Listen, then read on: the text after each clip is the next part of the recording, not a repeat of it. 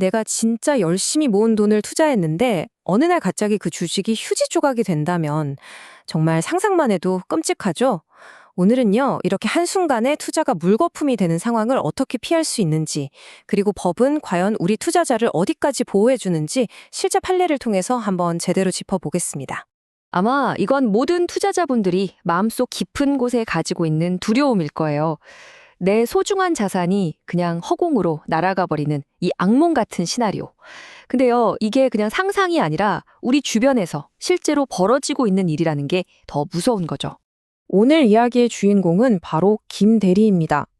어쩌면 제 이야기일 수도 있고 바로 여러분의 이야기일 수도 있어요. 매일매일 열심히 일하고 미래를 위해서 월급 쪽에서 착실하게 돈 모으는 정말 우리 주변에서 흔히 볼 수 있는 그런 평범한 직장인이죠. 김 대리는 A기업이 발표하는 신제품 소식이나 아주 밝은 미래 전망 같은 걸 굳게 믿었어요. 아이, 설마 회사가 투자자들을 상대로 거짓말을 하겠어? 이렇게 생각한 거죠. 그래서 모아뒀던 퇴직금에 비상금까지 정말 있는 돈 없는 돈 다 끌어모아서 투자를 했습니다. 하지만 현실은 너무나 냉혹했습니다. 어느 날 갑자기 정말 청천벽력 같은 소식이 들려온 거예요. A기업이 상장 폐지된다는 결정이 난 거죠. 김 대리가 가진 주식은 거래조차 할 수 없게 됐고 말 그대로 그냥 휴지 조각이 되어버렸습니다. 자, 여기서부터가 진짜 중요한 질문입니다. 아니, 겉으로 보기엔 아무 문제 없어 보이던 회사가 왜 이렇게 갑자기 사라져버린 걸까요? 그리고 김 대리는 이 끔찍한 비극을 정말 피할 수 없었던 걸까요? 지금부터 한번 깊게 파고들어 보겠습니다. 이 모든 비극의 시작점, 그 한가운데에는요, 바로 회사가 투자자들을 향해서 던진 아주 교묘하고 치명적인 거짓말이 있었습니다. 이 거짓말이 펼쳐진 무대는 바로 사업보고서라는 거였어요. 모든 주식회사는 법에 따라서 정기적으로 이 서류를 내야 하거든요. 우리 회사 지금 이런 상태입니다. 하고 투명하게 다 알려줘야 할 의무가 있는 거죠. 와, 이 표를 보시면 진짜 기가 막힙니다. A기업은 겉으로는 와 장밋빛 미래를 얘기했어요. 근데 현실은요? 처참했죠.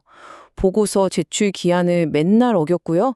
심지어 회사 망할 수도 있는 엄청난 빚이나 중요 자산이 경매에 넘어간다는 이런 치명적인 정보는 쏙 빼놓고 알리지 않은 겁니다. 이 사실을 뒤늦게 안 투자자들 어땠을까요? 당연히 분노했죠.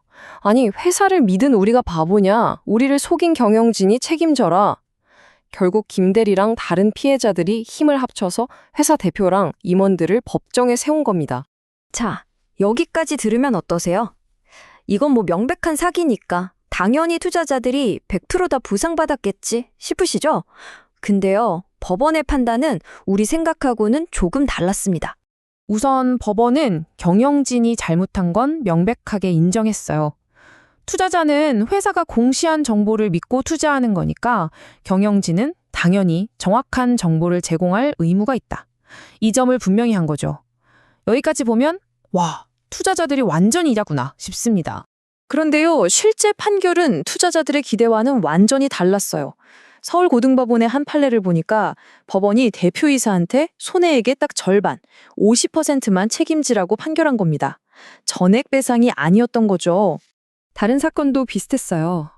회사의 아주 중요한 자산이 경매에 넘어간다는 사실을 숨긴 책임을 물어서 투자자 피해액의 70%까지만 배상하라고 결정했습니다. 아니, 도대체 왜 전액 배상이 아닌 걸까요? 회사가 이렇게 명백하게 우리를 속였는데 왜 피해 금액 전부를 책임지지 않는 걸까요? 여기에는요, 우리가 반드시 알아야 할 법원의 좀 독특한 논리가 숨어 있습니다. 바로 이 질문이 핵심입니다. 투자자 입장에서는 당연히 억울하잖아요. 지금부터 법원이 도대체 왜 이런 판단을 내리는지 그 이유를 제가 명확하게 설명해 드릴게요. 법원은 이 책임을 양쪽으로 나누어서 봅니다. 먼저 회사, 자본시장법에 따라서 정확한 정보를 공개할 의무가 있죠. 이건 명백해요. 근데 동시에 투자자에게도 책임이 있다고 봐요. 이걸 투자자 자기 책임 원칙이라고 하는데요. 쉽게 말해서 투자는 원래 위험이 따르는 거니까 최종 결정은 투자자 본인이 신중하게 해야 한다. 이런 뜻입니다. 그러니까 법원의 핵심 논리는 이거예요. 주가가 떨어진 게 오로지 회사의 거짓말, 딱 하나 때문이라고 볼 수는 없다는 거죠. 생각해 보세요. 전체적인 경제 상황이 안 좋았을 수도 있고 그 산업 자체가 침체기였을 수도 있잖아요. 이런 수많은 외부 요인들이 복합적으로 주가에 영향을 미친다고 보는 겁니다.